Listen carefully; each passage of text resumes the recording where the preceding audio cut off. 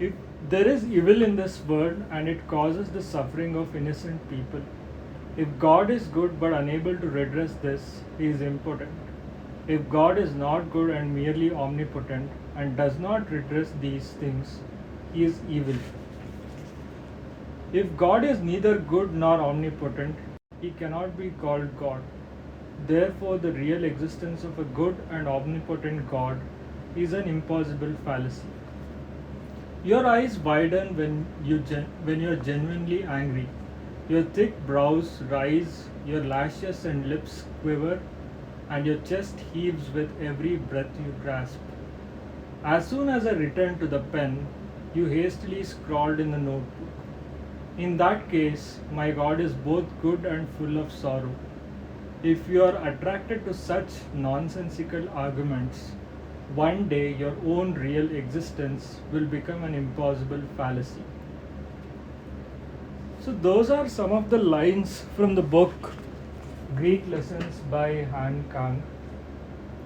And this very short snippet just demonstrates like how you can pack so many ideas which are so dense into a very small paragraph. And I think that is one of the most you know visible features of Kang's writing. And today we'll be discussing Greek lessons by Kang with Nikita. So welcome Nikita for one more discussion. Yay, I'm happy to be here again. And this is another banger book that I read recently. I mean, it's not that recent, but still something that left like a lasting impression on my mind. So, yeah, definitely excited to discuss this one. So I mean it's just 147 pages, right? And the entire book reads so it's very dense in just like the small snippet which I read. And I thought I would just pick this book in the afternoon and in 2 hours I'd be done with it. But it was not the case because it was so difficult to absorb every page and every line she writes, and it took almost 2 weeks for me to finish this. So was it easier for you to read this by any means, or like how much time did you spend with this book? So, I think when I was reading this book, I was in a train journey. I was traveling from Delhi to my hometown, I think, or I don't know, I was traveling somewhere by train, and that was the time I picked up this book because I was like, you know what, I will finish this during the train journey. And same thoughts as you that, this is a short book. Let's see, like, I'll probably be able to finish this book in the duration of in half the duration of the train journey. But as it turned out, I started reading the book, and after some point, I was like, okay, is this poetry? Is this prose? Is this someone's memoir? Like, it's something. It's like a mishmash of so many writing styles and fortes and everything. And I was like, okay, I will just finish this book, and then definitely this book merits like a reread at least twice or thrice for me to fully grasp, a lot of the ideas and a lot of the expressions and the kind of not just ideas but the way it has been portrayed. I would need some time to grasp that. So yeah, it was definitely, it's a sneaky book that you feel that okay, you'll be able to finish it, and maybe it's going to be an easy read, but that is a trap. Yeah, and also like there's no way in which we can give out any spoilers because the book by itself doesn't have any plot as such. There's no beginning, there's no ending. There are two main characters whose name we don't even know, and it's a very uncharacteristic feature for a book. I mean, there are like other pieces of art like Seinfeld, which was probably like a it was called a show about nothing, right? Mhm. I mean, though this book doesn't have any plot as such, or the author doesn't even name the main characters, we don't know their name. Uh, we still can't call it as a book about nothing. Like it is a book about many things that we would find hard to express ourselves, and it impacts the reader in a very deep manner. um, it's very hard to put that in words. I don't know, can you put that in words like yourself? Yeah, I think the primary idea behind the unnamed protagonist is that the writer is perhaps inviting us to inhabit both their bodies and their surroundings and their circumstances. And it's an invitation extended to the reader to experience the book instead of quote unquote read it. So I think the choice of not naming the characters, of course, it's very deliberate, but it's also an invitation, according to myself, according to me, that you know, you when you're reading the book, you will feel that shift in tonality when you're reading the woman's part, because that is written in third person, and the teacher is written usually in first person. In some places is also second person. So you feel that uh, you feel the mental landscapes of both these characters in a very distinctly in very distinct manner, which was very interesting to me, because I think I was reading somewhere. I haven't read Han Kang's other works. I am in the process of doing so, but in other works also, the choice of the third person third person voice is basically that perhaps the female narrator in the book is so detached from herself at this point that she doesn't even think of herself as an entity that she recognizes, and therefore she describes her life in this third person thing, while the professor still, like the Greek teacher, is still having some grasp of his personhood. And which is why we get to see that, okay, this woman, struggling with a lot many things, is giving her voice in third person, perhaps to dissociate from her pain and trauma. And the professor and the Greek teacher is coming to terms with his reality, and therefore I think maybe more and more trying to be himself, trying to, before his eyesight gives is completely gone. So I think this this decision of not naming the characters, but yes, giving them these distinct personas and everything, is mostly an invitation to inhabit and experience the book from these two POVs, instead of just reading it and analyzing it from that lens of critique. I mean, just adding to that, like, you're saying it is an invitation for the reader to experience it better, right? I think not naming them also probably allows you to put yourself in the place of those two characters. Like, you might not be blind, or you might not be like dumb, like you've not lost your voice, but there would be some moments when you felt as if you didn't have a voice, or as if you were not able to see things which others were able to see. And I think not naming those characters also allows you, gives you that space to put yourself in the place of those characters.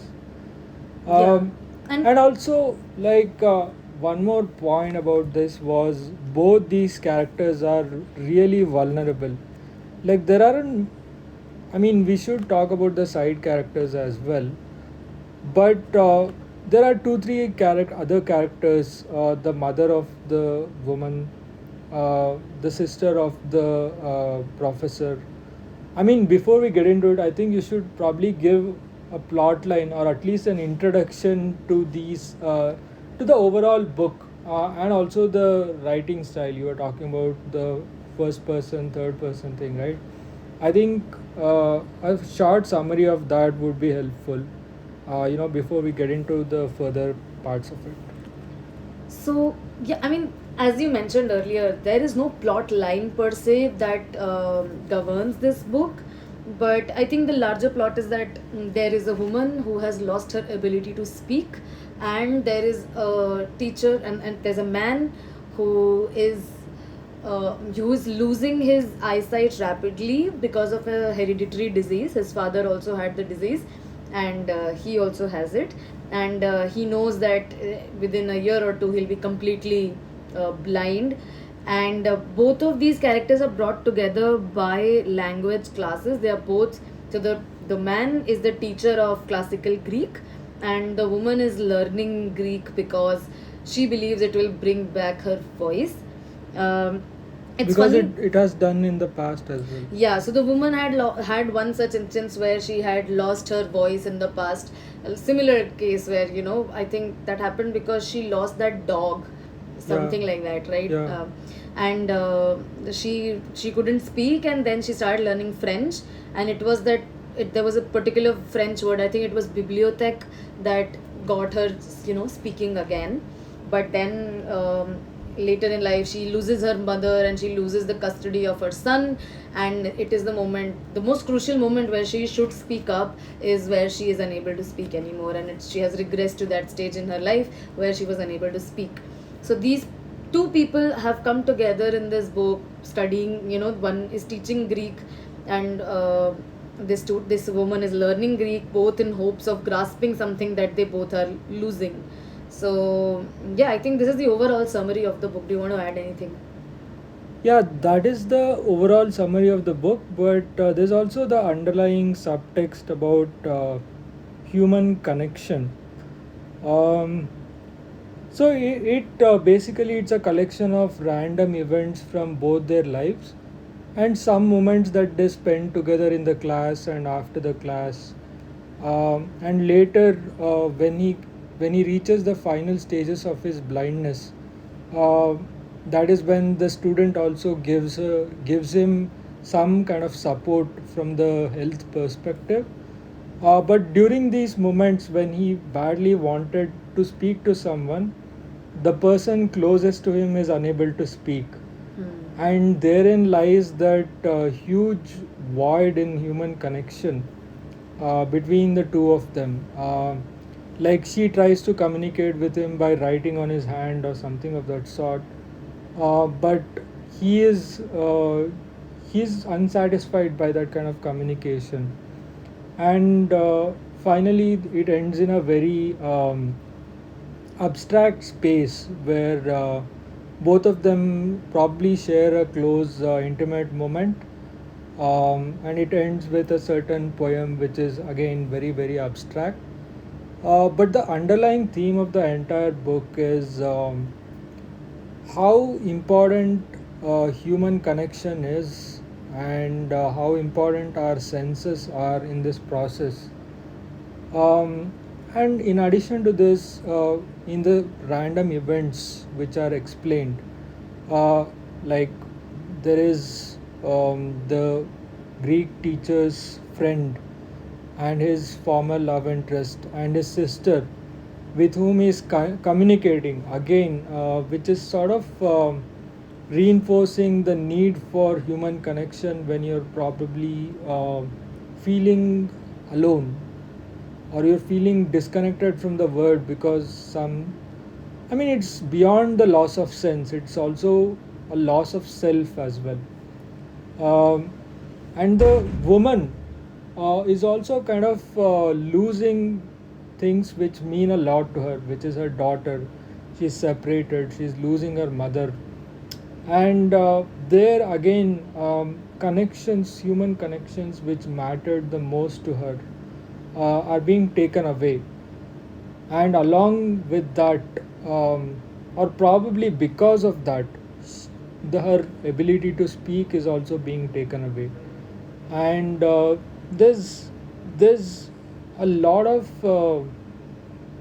vulnerability of both these characters which strongly comes out, and there is this feeling that events which are happening in their life is actually eroding their sense of self, and along with that they're also losing an important sense from their body. So that is how I would put it. But again, no matter how deeply you explain this, it's very, very hard to describe it in a sense of a typical plot line. Um, so that is how I would put it. Adding to whatever Nikita said, there's a very abstract feeling in this book. Yeah, it's almost like you're walking into people's dreams. It's like there's a lot of, it's like a dreamscape which is somehow being tried. So has it ever happened to you that you woke up from a dream and the dream made perfect sense while you were sleeping, but when you woke up and you tried to explain it to someone, you just realize, oh my god, this doesn't make any sense at all. And I Yeah. think this is the feeling I got from the book, that we're walking inside a dream.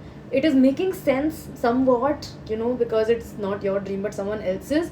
But also that particular the idea that, as you mentioned, right, it's not just the loss of senses, it's also a language on itself, right? What you see is what you'll be able to express, right? Or what you are like, what you're speaking in turn, somehow bolsters your agency in the world or somewhat like. So it's like not just losing a sense, it's like losing language itself. And funny that they put Greek as a choice of their language, because it's a dead language, nobody speaks Greek anymore. Hmm. So I think that's a fun language to. Hmm. So as I was saying, like, choice of Greek is really funny because it's a dead language. And I think there's a point where the professor, or the Greek teacher, mentions that he's an expatriate, he used to stay in Germany, and he said that he picked up Greek because he felt safe learning that language because of his sense of alienation as the only Asian amongst these European people and everything. So it's mentioned somewhere in the book as a quote. I'll find it and probably later bring it up. But I think also the woman learning Greek, it's because these has these. So in the book there is this point where it is mentioning that Greek has very elaborate rules, and it is very, very um, something that is very, very specific. You have to learn a lot of things just to make sure that there is one sentence that comes out right. And that seems to be like a very important point. So there are two things. It's right in the beginning of the book where I'll just read this paragraph. Musing over the letters on the blackboard, she picks up her pencil and writes the word in her notebook. She hasn't come across a language with such intricate rules before. The verbs change their form according to variously the subject gender and number, the mood, the tense, of which there are various grades, and the voice, of which there are three distinct types. But it is thanks to these unusually elaborate and meticulous rules that the individual sentences are, in fact, simple and clear. There is no need to specify the subject or even to keep to a strict word order. This one word, modified to denote that the subject is a singular third person male, the tense perfect, meaning it describes something that occurred at some point in the past, and the voice middle has compressed within it the meaning he had at one time tried to kill himself. And similarly, there is another paragraph where the teacher is teaching, and he mentions that once human beings moved from communicating in silence and only through unsegmented vocal expressions such as oo, to create the first few words, language gradually acquired a system. By the time the system arrived at its zenith, language had extremely elaborate and complex rules. And that, you see, is precisely the difficulty in learning an ancient language. And I think both these paragraphs are interesting because, you know, they kind of mention the need for complexity for getting to the simple things in life. Unless and until you have these complex rules, complex systems in place, you won't be able to understand what simplicity entails and what is it that you really want, and that what you really want to say. So I think this also falls in place with the larger theme of the book, where these are these very complex characters going through complex layers of trauma. But as you mentioned, they have a very simple need, that is to be heard, to be understood, and for the need for connection. And using Greek as a language for that just is a very deliberate, almost a mocking choice, if I must say, like, because it's a dead language, it doesn't evolve anymore. So yeah, very interesting choice that way. But see, again, Greek is a language which is seen as like, the fountainhead of the entire Western civilization.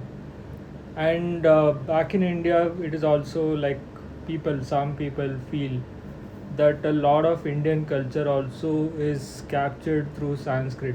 Though it is not completely dead, uh, I'm sure even Greek is not completely dead. Some people might be speaking it. I don't know. Maybe we have to find out.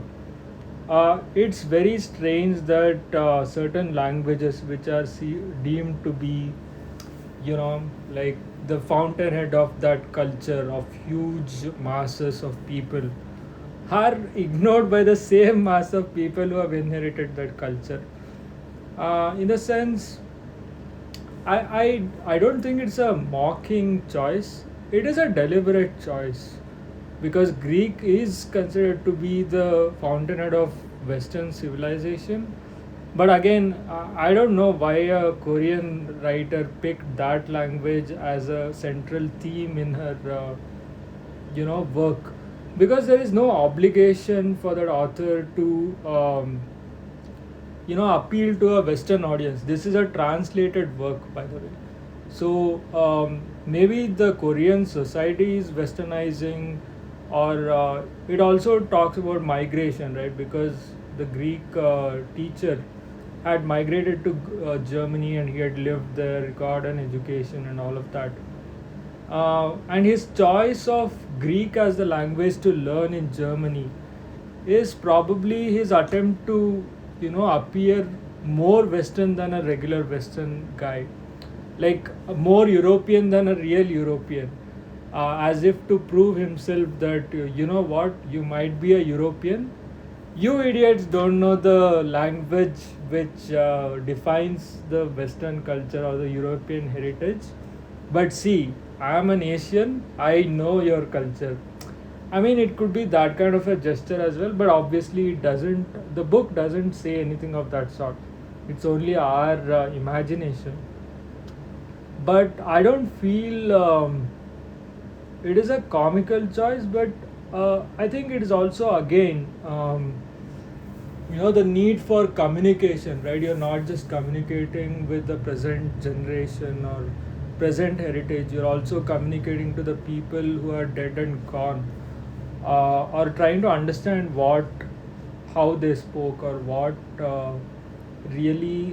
was the tool of their communication. But then, again, I would still want to come back to the first paragraph which we started this episode with, where this concept of God is being mocked. Mm-hmm. Like, this is actually a conversation between the Greek teacher and a woman whom he probably liked. Yeah. I mean, he definitely loved her. That is very clear in his narration. Correct. So basically, he's trying to put across a challenging thought about the belief of the girl whom he likes. And instead of responding to the thought, the analysis of whatever his mind did, she attacks him personally. Like, it's like you're arguing about some logical aspect. Instead of responding to that, your opponent makes a personal remark about you because they know something which is, they know some weakness of yours. So, I mean, this girl, she knows that, he's losing his senses and all of that. And she just calls it as a nonsensical argument. And one day your real existence will become an impossible fallacy. I think it's so it so happens that he had the sense of sight at that point of time. He had the ability to speak, but he was not being heard. And then once you move to the final stages of the book, where he's almost blind, and he still wants to speak, but nobody is able to hear him. Like his family members are not near him, his health condition is worsening, and he has his Greek student who can't speak. And you'll know that they've heard what you spoke only when they respond, right? And I mean, that captures that poetic nature of writing in this book. And this is not Kang's established style, Hmm. because I read The Vegetarian, and I almost read like some 20% of um, what was that other book? Human acts. Human Acts. So, Human Acts is a narration of something real which happened in Korea. Hmm. Like it's more of a living history, or it is more of a documentation of what happened in Hmm. real life. Hmm. So their characters have names. There is a clear line of thought. Even in The Vegetarian, the characters have names. There is some sense of a plot in the book, and it's not her characteristic style. And one only can wonder what inspired this kind of work, where every known aspect of literature has been smashed. Hmm. I think, was it real intention to innovate, or was it just the writer expressing herself? Hmm. Like, it's like opening the creative faucet and just allow everything to flow, and the readers are forced to make sense out of it. Hmm. Um, but then you I mean, though I'm saying like she has broken every aspect of a novel. If someone were to hear this episode, even they would find it very hard to make sense out of it. But it seems like we are trying to say that we felt something, and we are trying to communicate that. Um, I mean, it's a very abstract kind of a feeling. And as I was saying, as we were discussing in the initial part of our discussion, why are the characters unnamed? And my hypothesis was that the author is trying to say that even you would have felt this at some point of time, even though you're not mute, or even though you're not blind. And I was like thinking about those moments, and you would have heard the concept of a silent treatment. Like, you are trying to communicate the hell out of, I mean, you're trying to communicate something with someone, and the person never responds, and the kind of frustration that you feel, I mean, I was never able to put that in words. And I feel that this Greek teacher is kind of feeling the same thing towards the end of the book. So, I mean, do you think it is similar to silent treatment, or is it, especially the last chapter towards the end? Um, yeah, what are your thoughts about this? So for me personally, it didn't seem like silent treatment per se, because it's not that she didn't want to respond, it's more like she couldn't. And she was exhausted, going through her own shit and everything, and all of that kind of. And also, like, he's at this point particularly, he's just rambling, he's just going on and on and on about things that she has no context about, right? Mm. She is just that particular void in which he is, to whom he is speaking to, right? So I think that this particular silent treatment, I don't know, I don't think I will say it's silent treatment. It's more like, it's more of a choice that she didn't really have a choice in responding verbally. But this also brings to us this other question, that are we receptive to other modes of communication when someone is, for example, she's writing on his hand, right? Now this will be definitely a more inefficient and slower way of responding than just responding word to word, or just talking like two normal people do.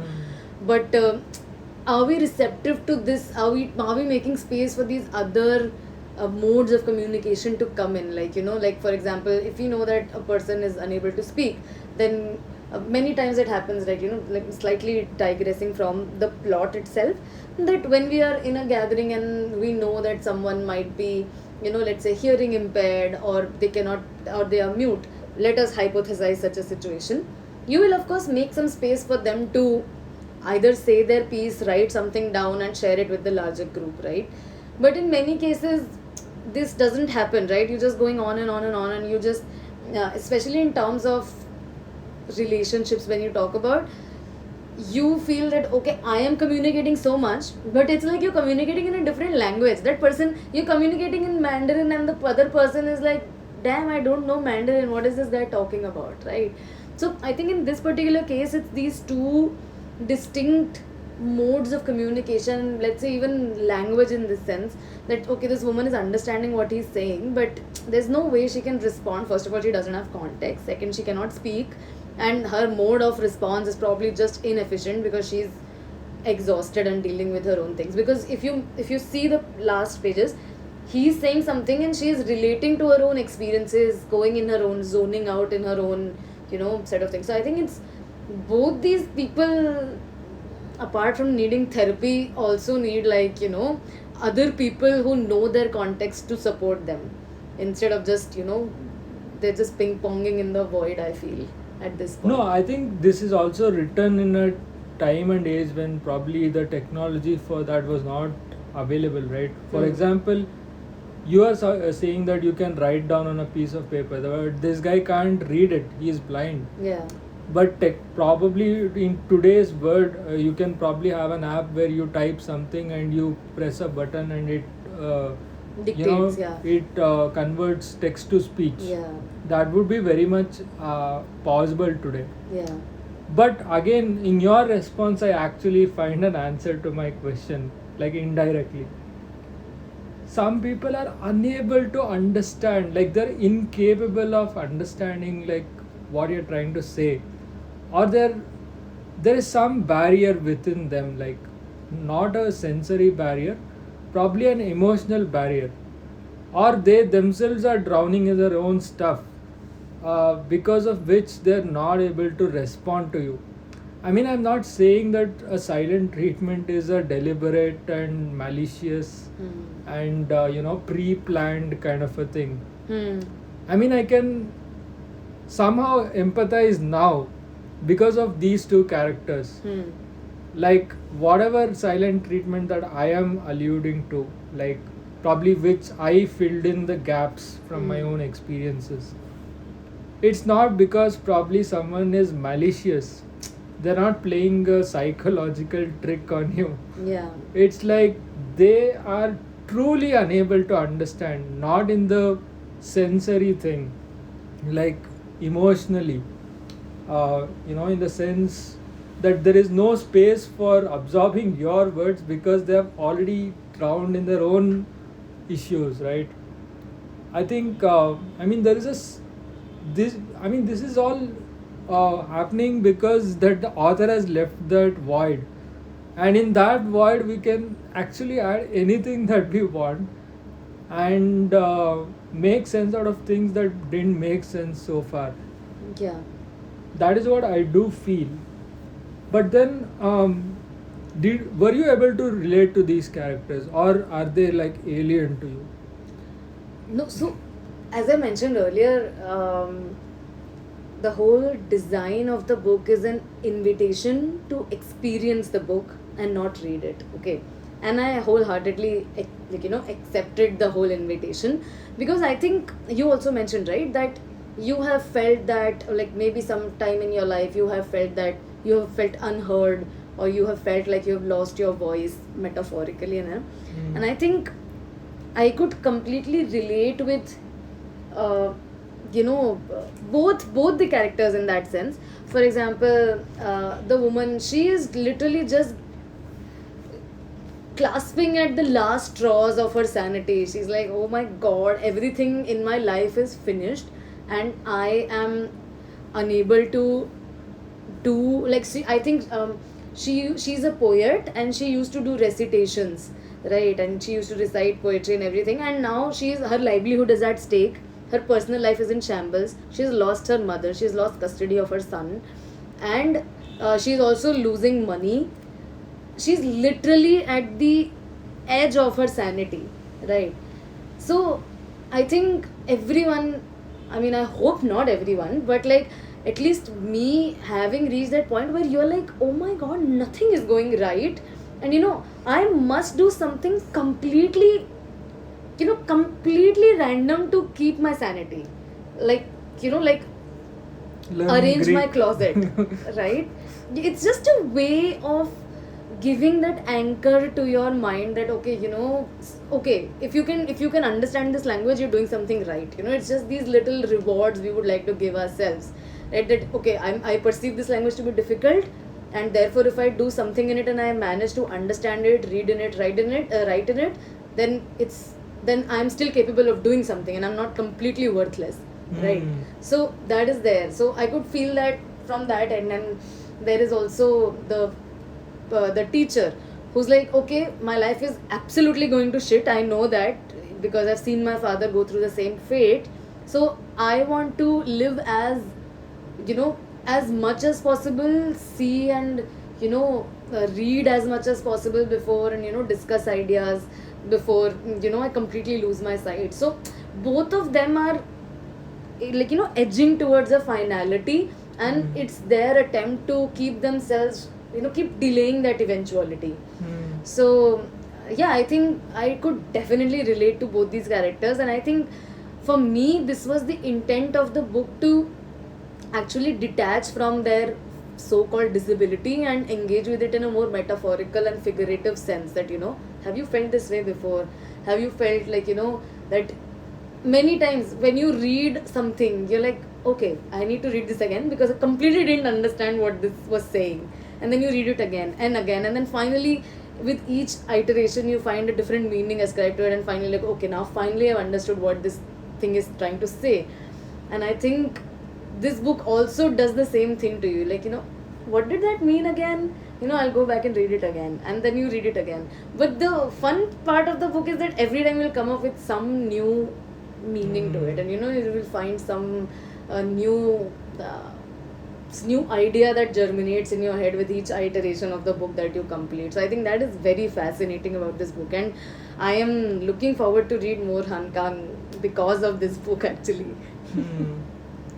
I mean, that actually leads me to this line which I actually wanted to read, and this captures whatever you said. So, I'm reading from the book. Um,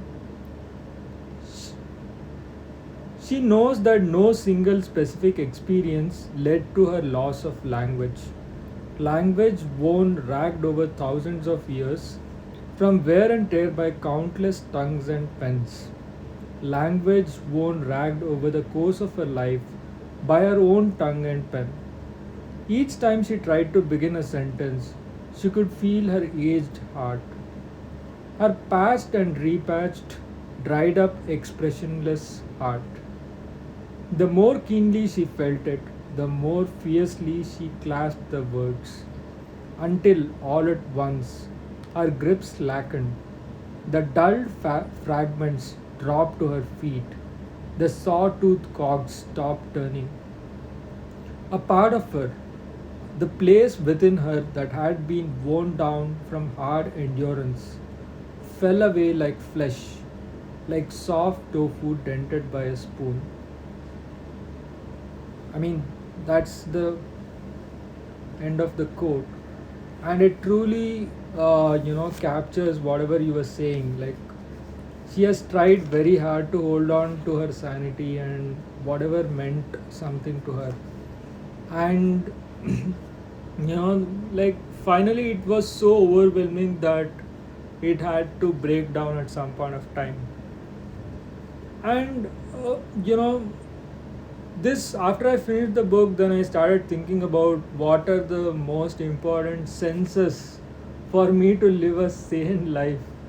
Like, is it my vision, or is it my, ability to speak or hear or touch or smell and or even taste for that matter?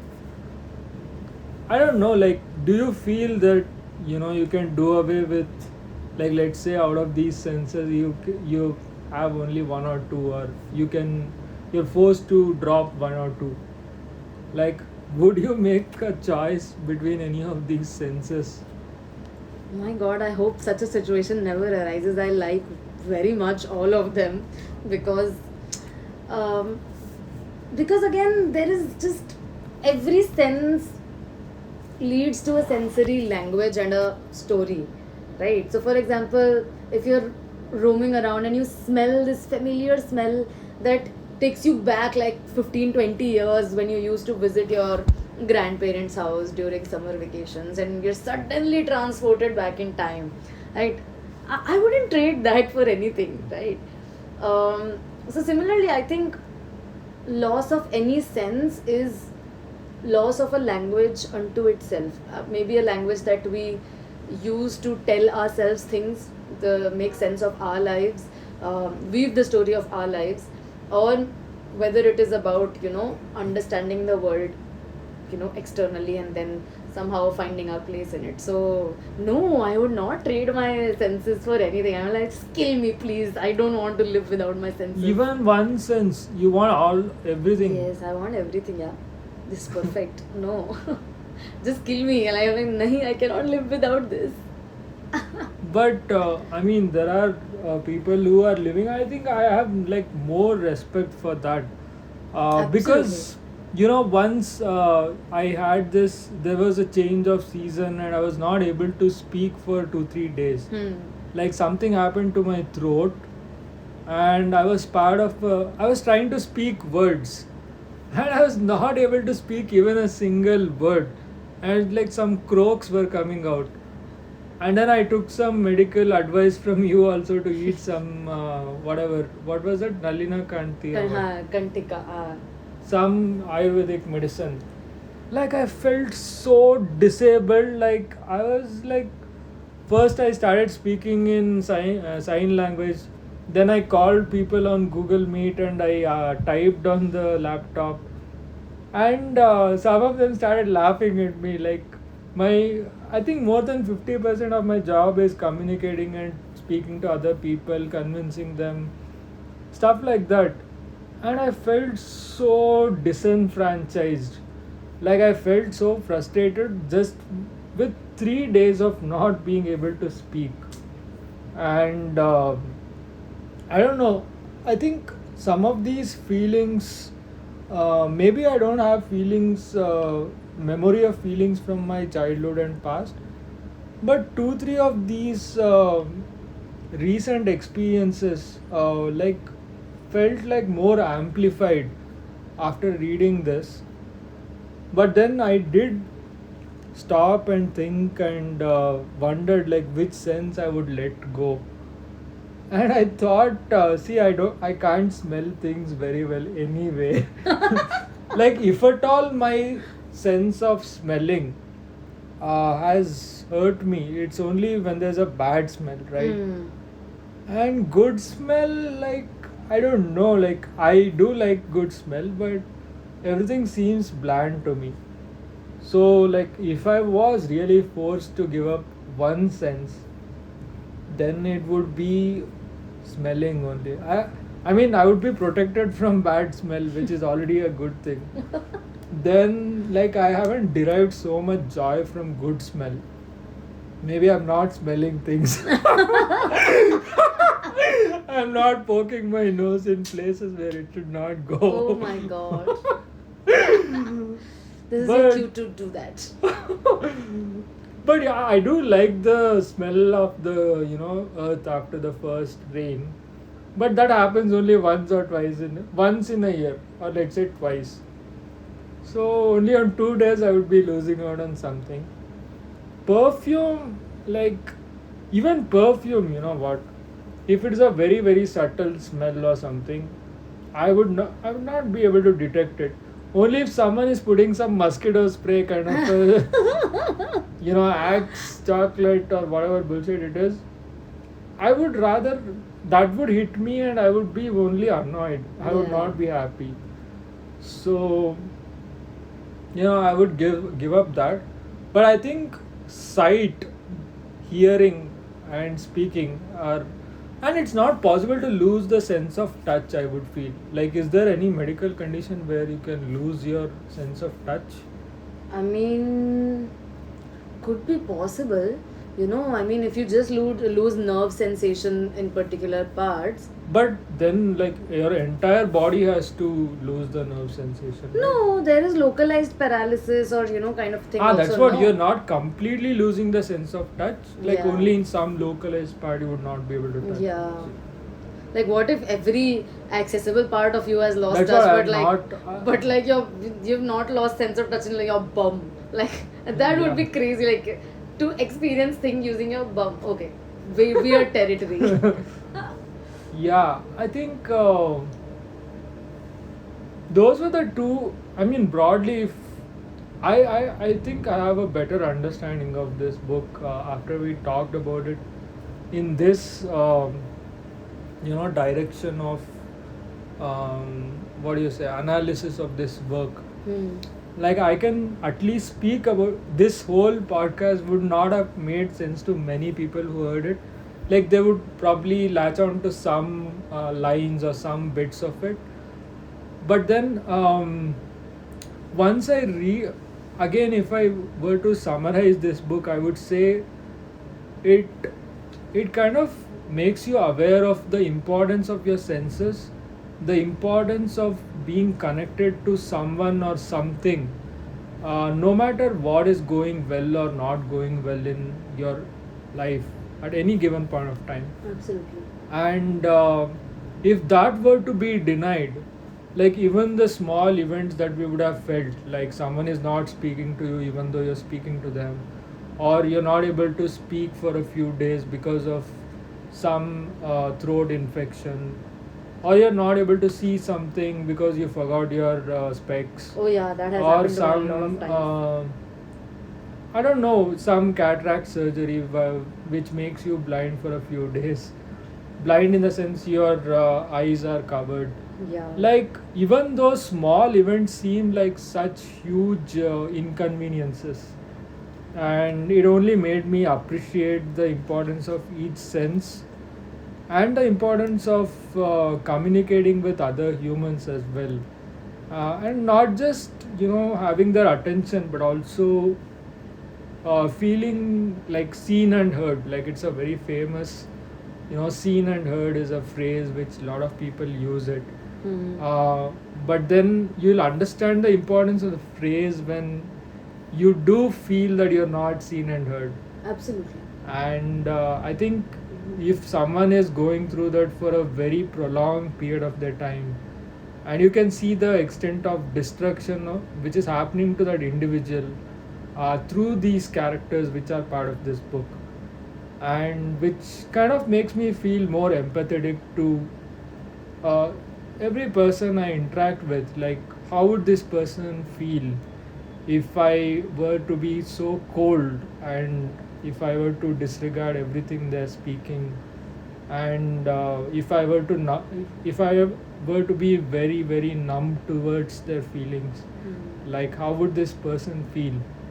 I think that would be my biggest learning, or I would say realization. I would probably know, but I would not give it so much of importance because I'm absorbed in my own feelings and thoughts, right? Hmm.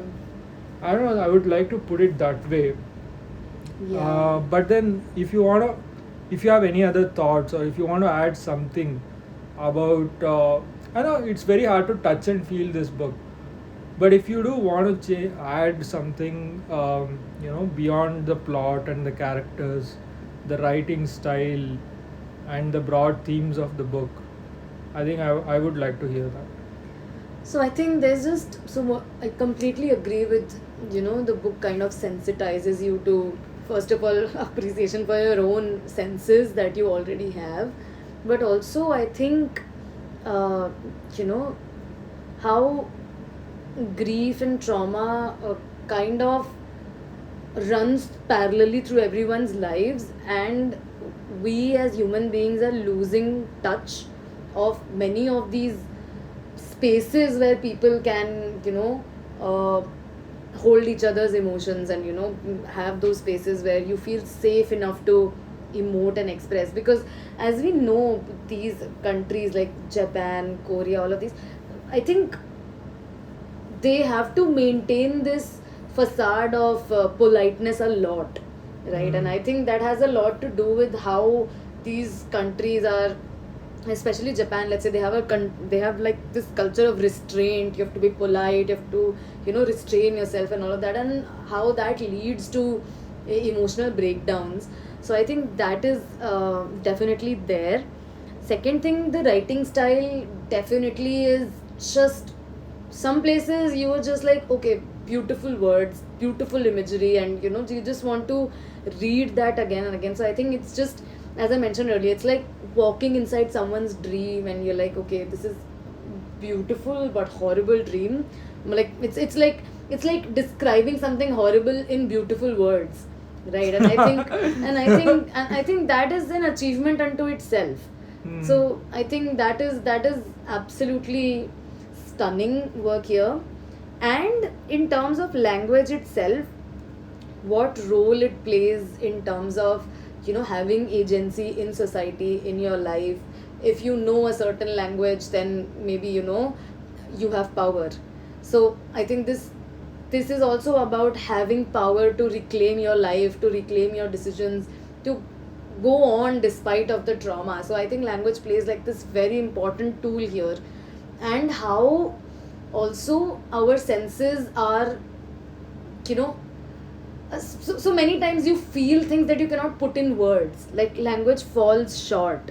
So I think this book is a very good example of that, like, of where words fall short and you are in this sensory immersive experience of sorts. So I think, yes, language is very important, but it is also important to have space for these other communication styles, different communication modes, where, and also very important to listen to, your senses, what they're telling you about the world, and how you, understand the world around you, which is happening lesser and lesser these days because of this dopamine kick things everyone wants, like short attention span and everything. So I think this book really helped me get out of my head, at least, from that entire brain rot wala thing, and immerse myself in this experience. So this was fantastic, and I think I would recommend this book to everyone. I would just suggest that don't go in thinking of a plot line and like of a very nice beginning and plot point or some twist. It's just there. You have to experience the book, maybe critique it later, but first just go in there, just immerse yourself in the book, and I think you'll have a good time. So yeah, these are my final thoughts. I mean, that just made me think that you mentioned Japanese society and the lack of space where you want to express yourself. I think a trailer of that is already happening in India's big cities as well, where both young people and old people are feeling alone. Yeah. Like they feel that there is no one to listen to them. If you open Reddit around midnight, you will see 5-6 posts which says, I'm feeling bored, anyone up for a chat? Like, this word has so many tools for communication and connection. You have WhatsApp, you have Instagram, you have Twitter, you have Reddit, you have hundreds of other apps for chatting, like your even SMS. You have a regular phone call, which is more abundant than any point of time in history. Like, even data is cheap. You can do WhatsApp call as well.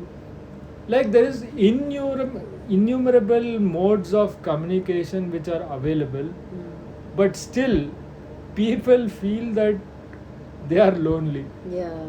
I mean, like, one of the reasons, I don't know, it's a very broad topic, but it's an irony that we are more connected than ever before, but we are also feeling more lonelier than ever before, probably. Because, again, the loss of human connection, and also ignoring the human connection itself. Like, I think we had this conversation about what keeps a friendship alive. Yeah. That you need to meet them on a regular basis, you need to speak to them on a regular basis and exchange something. I mean, you might have 5,000 followers on your Instagram and you can still feel lonely because no one is a genuine friend over there. Yeah. I think that is not restricted to any single age group as such. And even for the two characters in this book, maybe they were pre-internet age people, but still they were living in major cities, right? Yeah. Why didn't they find a community to just interact with? Like, why didn't this person going blind have one more friend to speak to in his own institute or in his neighborhood, or at least some relative who would call him from some other city, like probably from Korea or whatever it is. And even this lady who is going mute, I mean, there would be some person in her neighborhood who would probably come and say hi, and whatever response she has, she could have written on a paper or something of that sort. But obviously, those are alternate branches which could have possibly been Yeah. And there in the book, but it is not there because obviously it has its own thought process. Yeah, but I think also there's this element of shame to it. Like, Yeah. with this with this disability has come shame. Like, this woman, she can't speak. She was fine like few months back. Suddenly she loses a mom, life goes, haywire for her, and suddenly she is unable to speak. So there's also this when you don't have close enough connection, there's also shame in opening up to other people maybe around you and all of that. And same with the professor, like he is literally teaching everyone out of memory.